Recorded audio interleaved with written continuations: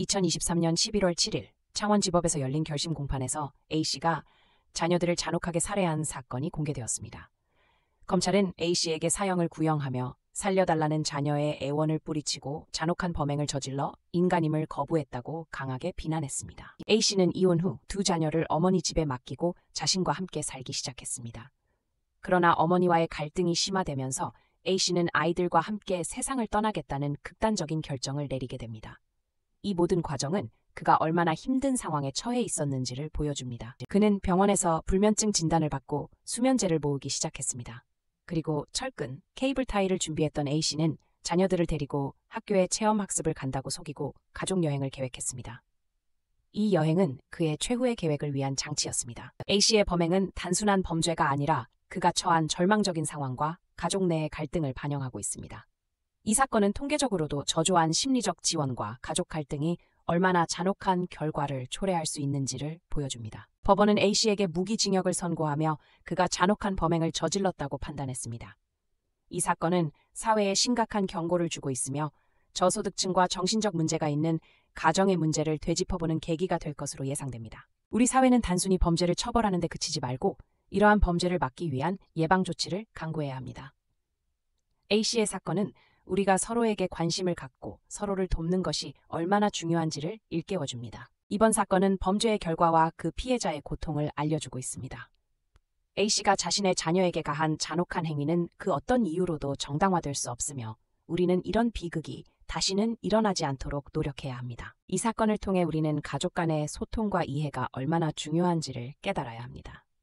주변에서 힘든 상황에 처한 사람들에 대한 관심과 지지가 필요합니다. A씨는 자녀들을 잃고도 자신의 죄를 인정하며 반성하는 모습을 보였습니다. 이는 그가 극단적 선택을 하게 된 배경과 가족 내 문제의 심각성을 말해줍니다.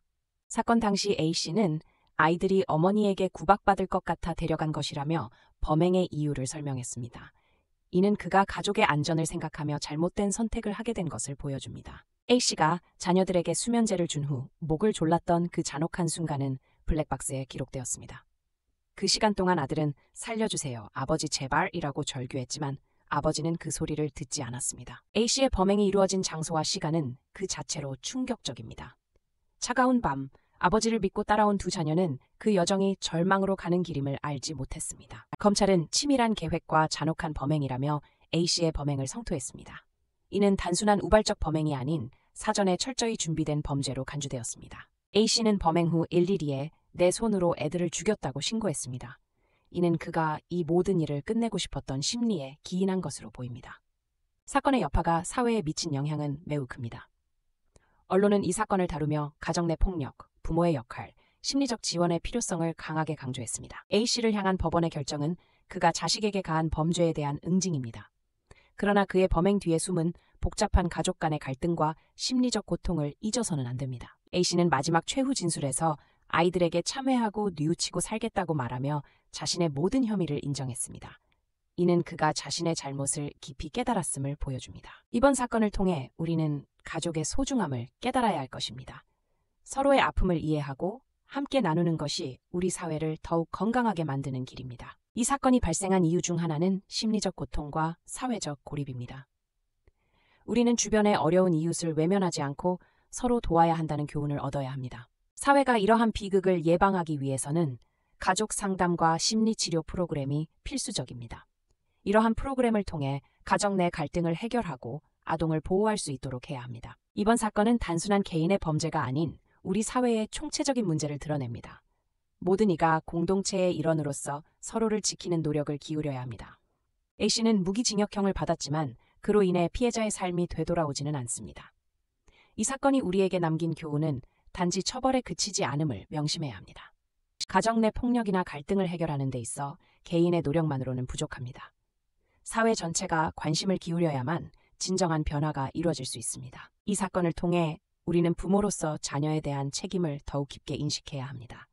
부모는 자녀의 안전과 행복을 지킬 의무가 있습니다. A씨의 범행을 통해 우리는 정신건강의 중요성을 다시 한번 확인하게 됩니다. 심리적 지원이 필요한 이들에게는 적극적인 관심과 지원이 필요합니다. 이 사건은 앞으로도 많은 이들에게 기억될 것입니다.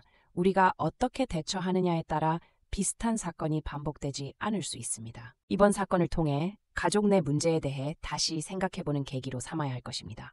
소통과 이해만이 우리를 지켜줄 것입니다. 범죄를 예방하기 위해서는 사회적 안전망을 구축해야 합니다. 각 가정에서의 대화는 서로의 마음을 알아가는 첫걸음이 됩니다. 이 사건은 단순한 범죄가 아닌 우리 사회의 깊은 상처를 드러냅니다. 우리는 이 상처를 치유하고 앞으로 나아가야 합니다. 마지막으로 이번 사건이 우리에게 남긴 메시지는 서로를 이해하고 소중히 여기는 것입니다. 이러한 교훈을 바탕으로 더 나은 미래를 만들어 갑시다.